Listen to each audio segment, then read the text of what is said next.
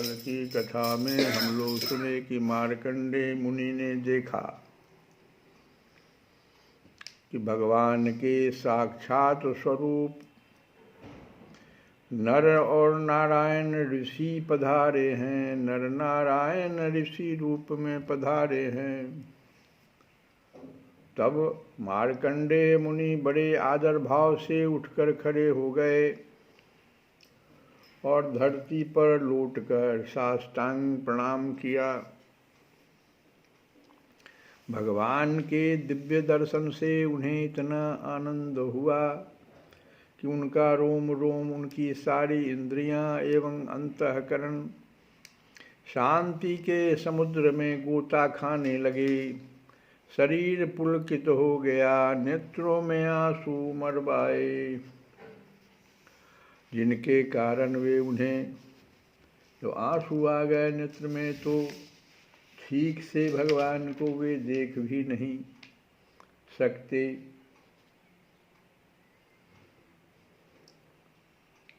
बड़ा सुंदर ये जो भाव है,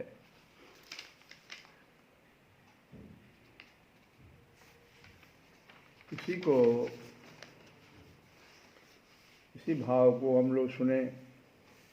स्वतत संदर्शनानंद निवृत्तात्मेन्द्रियाशयः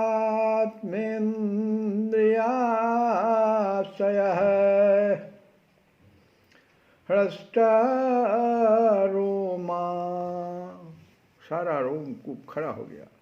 हृष्टारोमा श्रुपूर्णाक्षाः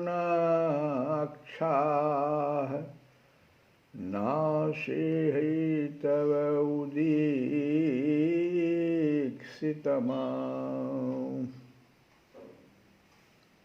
वे उन्हें भर आँख देख भी नहीं सकते, ऐसा आंसू मराया। तदंतर वे हाथ जोड़कर उठ खड़े हुए और अभी भी स्तुति नहीं कर रहे हैं, अभी तो भगवान को देखे ही हैं। भगवान को देखते ही कैसे सारे रोम रोम इतना आनंद हुआ भगवान के दिव्य दर्शन से। ध्यान के समय में अगर ऐसा आ जाए, आपका रोम रोम पुलकित हो जाए, सारी इंद्रियां अंतःकरण शांति के समुद्र में गोता खाने लगे, शरीर पुलकित हो जाए, नेत्रों में आंसू मराए, तो समझिए कि आपका ध्यान सचमुच सही दिशा में जा रहा है। तदंतर वे हाथ जोड़कर उठ खड़े हुए। उनका अंग अंग भगवान के सामने झुका जा रहा था। उनके हृदय में उत्सुकता तो इतनी थी मानो वे भगवान का आलिंगन कर लेंगे, इतनी उत्सुकता। उनसे और कुछ तो बोला ही नहीं गया, सिर्फ गदगद वाणी से केवल इतना ही कहा कि नमस्कार नमस्कार। इतना ही मुंह से निकला उस समय में कि नमस्कार नमस्कार। देखो, मार्कंडेय मुनि कोई साधारण मुनि नहीं। अभी हम लोग सुने कि ब्रह्मा के 2 दिवस हो गए हैं, लेकिन अभी तक उनका जो है शरीर छूटा नहीं है, वो चिरायु है।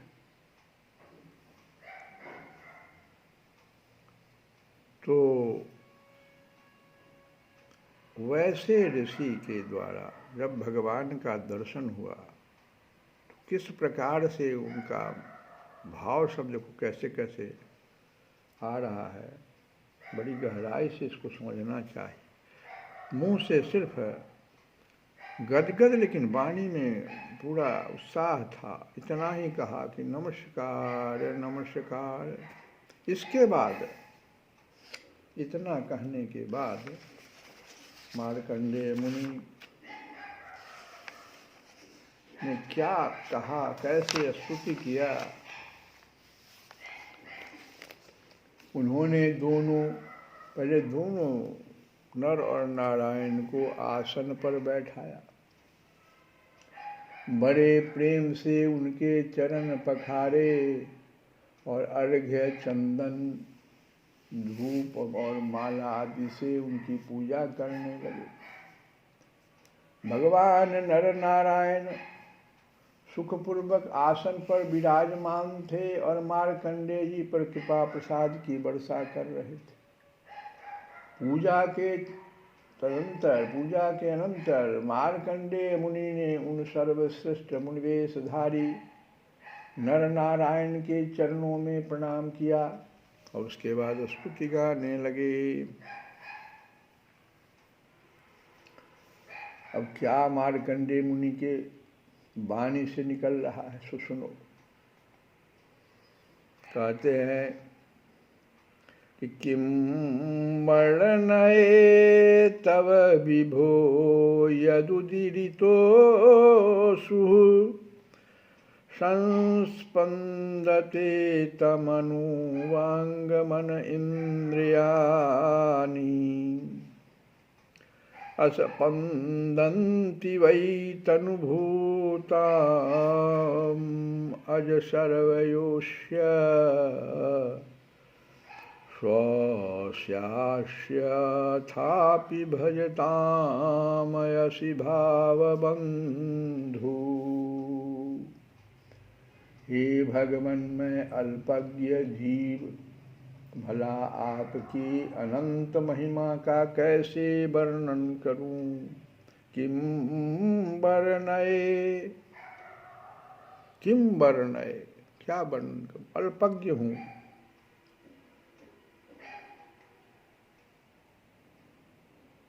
आपकी प्रेरणा से ही संपूर्ण प्राणियों, ब्रह्मा शंकर तथा मेरे शरीर में भी प्राण शक्ति का संचार होता है।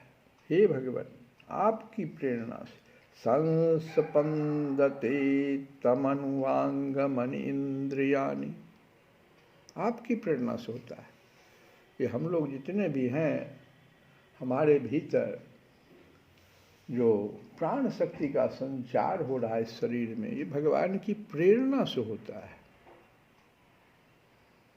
और फिर उसी के कारण वाणी, मन तथा इंद्रियों में भी बोलने, सोचने, विचारने और करने जानने की शक्ति आती है। इस प्रकार सबके प्रेरक और परम स्वतंत्र होने पर भी आप अपना भजन करने वाले भक्तों के प्रेम बंधन में बंधे हुए हैं। इतना होने के बाद भी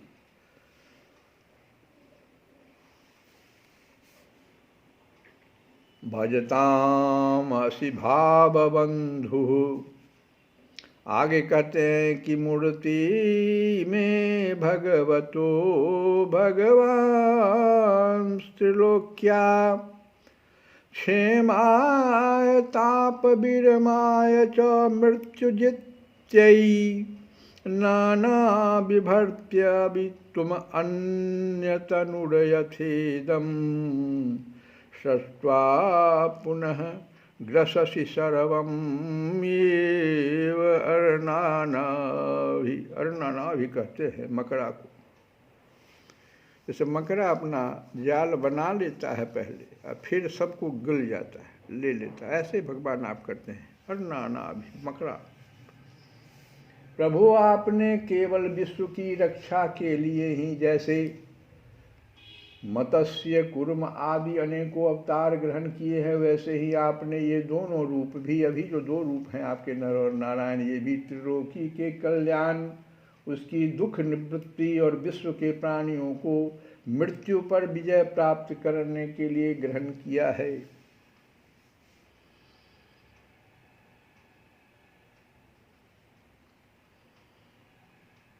मूर्ति में भगवतो भगवांस त्रिलोक्या क्षेमाय ताप विरमाय च मृत्युजित्यै। आप रक्षा तो करते ही हैं, मकड़ी के समान अपने से ही इस विश्व को प्रकट करते हैं और फिर स्वयं अपने में ही लीन भी कर लेते हैं।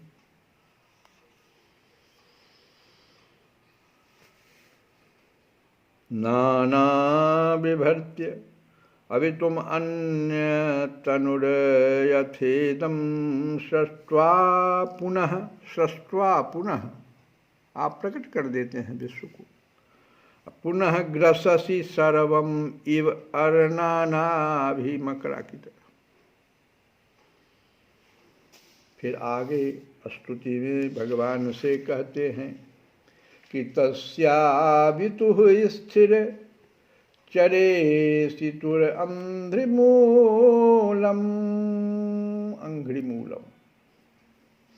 यतस्थं न कर्म गुण काल रजः स्पृशन्ति यद वै स्तुवन्ति निनमन्ति यजान्ति अभिष्णं ध्यायन्ति वेद हृदया मुनिया तताप्यायी।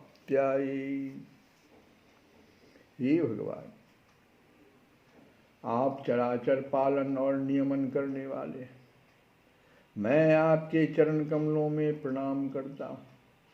जो आपके चरण कमलों की शरण ग्रहण कर लेते हैं उन्हें कर्म गुण और काल जनित क्लेश स्पर्श भी नहीं कर सकते। भगवान के चरण कमलों का जो अवलंबन ले लेते हैं,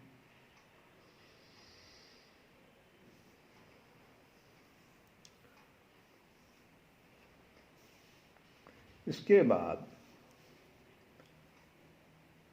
वेद के मर्मज्ञ ऋषि मुनि आपकी प्राप्ति के लिए निरंतर आपका स्तवन वंदन पूजन और ध्यान किया करते हैं। ध्यायन्ति वेद हृदया मुनया तत् आपत्यायि। नान्यं तवांघ्रे उपनयात् अपवर्गमूर्ते क्षेमं जनस्य परितोऽभियैष विद्महे ब्रह्मा बिभेति आलम् अतो द्विपरार्धेष्टम कालस्य ते किमुत तत्कृतभिभौतिकानाम्। आगे का स्तुति में कहते हैं कि प्रभु, जीव के चारों ओर भय ही भय का बोलबाला है। जीव के चारों ओर भय ही भय का, चारों बल से भयभीत जीव है, भय का बोलबाला है। औरों की तो बात ही क्या, आपके काल स्वरूप से स्वयं ब्रह्मा भी अत्यंत भयभीत रहते हैं, क्योंकि उनकी आयु भी सीमित केवल 2 परार्ध की है।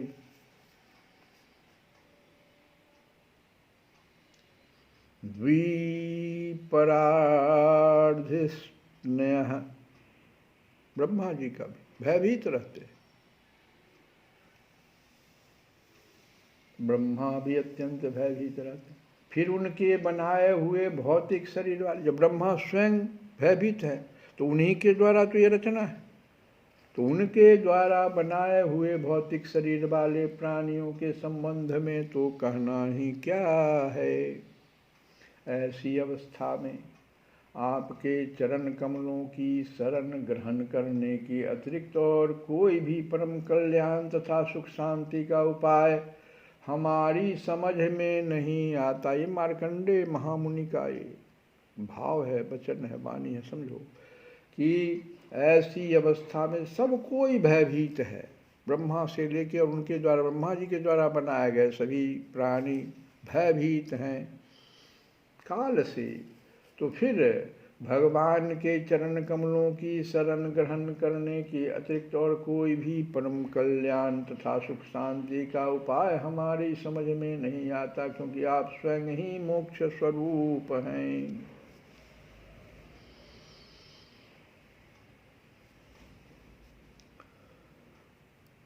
आगे स्तुति में कहते हैं कि हे भगवान, आप समस्त जीवों के परम गुरु, सबसे श्रेष्ठ और सत्य ज्ञान स्वरूप हैं।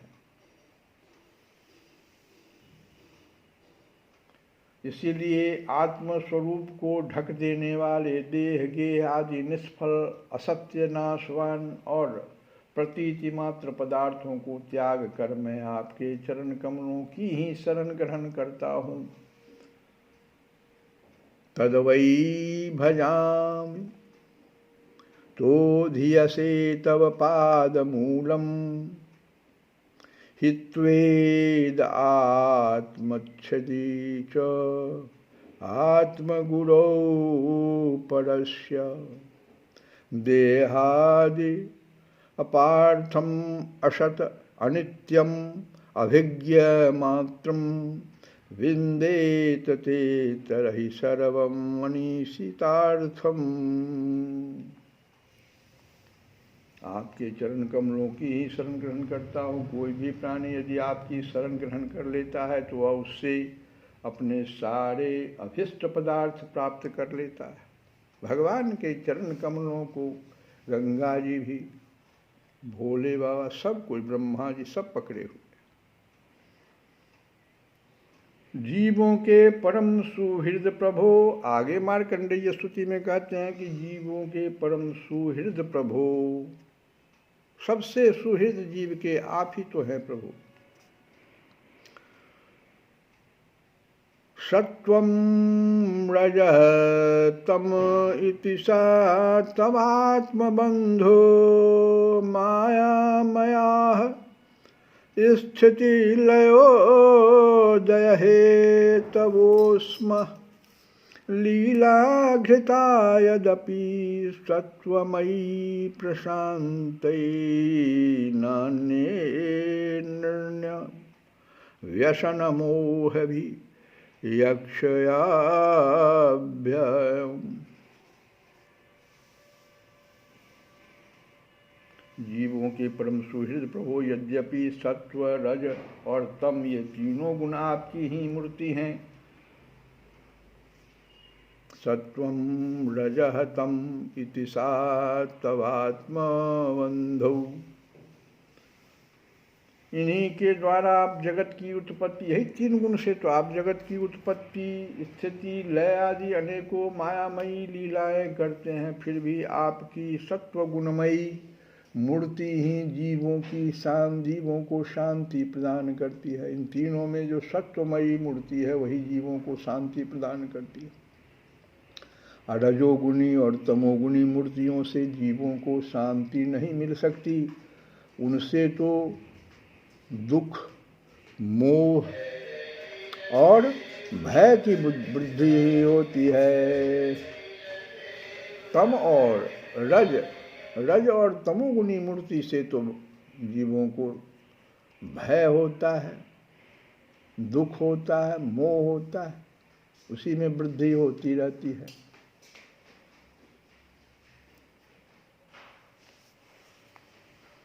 लीलाघृता यदपि सत्वमयी प्रशान्तये नान्येषां व्यसनमोहभियक्षयाभ्याम्। आगे स्तुति में मार्कंडेय मुनि कह रहे हैं कि हे भगवान, आप अंतर्यामी, सर्वव्यापक, सर्वस्वरूप, जगद गुरु, परम आराध्य और शुद्ध स्वरूप हैं। समस्त लौकिक और वैदिक वाणी आपके अधीन है। आप ही वेद मार्ग के प्रवर्तक हैं। मैं आपके इस युगल स्वरूप नरोत्तम नर और ऋषिवर नारायण को नमस्कार करता हूँ। आप यद्यपि प्रत्येक जीव की इंद्रियों तथा उनके विषयों में, प्राणों में तथा हृदय में भी विद्यमान हैं, ये मार्कंडेय जी कह रहे हैं कि आप जीव के इंद्रियों में भी, इंद्रियां कैसे कार्य करने लगती है, तो आप हैं, तो आप जीव की इंद्रियों में तथा उनके विषयों में, प्राणों में तथा हृदय में भी विद्यमान है, तो भी आपकी माया से जीव की बुद्धि इतनी मोहित हो जाती है। तीनों जगह आप विद्यमान है। लोग कहता है सिर्फ हृदय में, ऐसा नहीं, सब जगह हैं आप, लेकिन इसके बावजूद भी आपकी माया से जीव की बुद्धि इतनी मोहित हो जाती है, ढक जाती है, बुद्धि ढक जाती है कि वह निष्फल और झूठी इंद्रियों के जाल में फंसकर आपकी झांकी से वंचित हो जाता है। किंतु सारे जगत के गुरु तो आप ही हैं, इसलिए पहले अज्ञानी होने पर भी जब आपकी कृपा से उसे आपके ज्ञान भंडार वेदों की प्राप्ति होती है, तब वह आपके साक्षात दर्शन कर लेता है। प्रभु, वेद में आपका साक्षात्कार कराने वाला वह ज्ञान पूर्ण रूप से विद्यमान है, जो आपके स्वरूप का रहस्य प्रकट करता है। ब्रह्मा आदि बड़े बड़े प्रतिभाशाली मनीषी उसे प्राप्त करने का यत्न करते रहने पर भी मोह में पड़ जाते हैं। आप भी ऐसे लीला बिहारी हैं कि विभिन्न मत वाले आपके संबंध में, विभिन्न मत के जो आदमी हैं, मत वाले आपके संबंध में जैसा सोचते विचारते हैं, वैसा ही शील स्वभाव और रूप ग्रहण करके आप उनके सामने प्रकट हो जाते हैं। वास्तव में आप देह आदि समस्त उपाधियों में छिपे हुए विशुद्ध विज्ञान घन ही हैं। हे पुरुषोत्तम, मैं आपकी वंदना करता हूँ। इस प्रकार से मार्कंडेय मुनि ने नर नारायण भगवान की स्तुति की। मिलता है सच्चा सुख केवल भगवान तुम्हारे चरणों में, भगवान तुम्हारे चरणों में। यह विनती है पल छिन छिन की रहे ध्यान तुम्हारे चरणों में, रहे ध्यान तुम्हारे चरणों में। चाहे बैरी सब संसार बने, चाहे जीवन मुझ पर भार बने, चाहे मौत गले का हार बने, रहे ध्यान तुम्हारे चरणों में। यह विनती है पल छिन छिन की रहे ध्यान तुम्हारे चरणों में। चाहे अग्नि में मुझे जलना हो, चाहे कांटों पे मुझे चलना हो, मुझे चलना हो, चाहे छोड़ के देश निकलना हो, रहे ध्यान तुम्हारे चरणों में। मिलता है सच्चा सुख केवल भगवान तुम्हारे चरणों में। चाहे संकट ने मुझे घेरा हो, चाहे चारों ओर अंधेरा हो, चाहे चारों ओर अंधेरा हो, पर मन नहीं डगमग मेरा हो, रहे ध्यान तुम्हारे चरणों में, रहे ध्यान तुम्हारे चरणों में।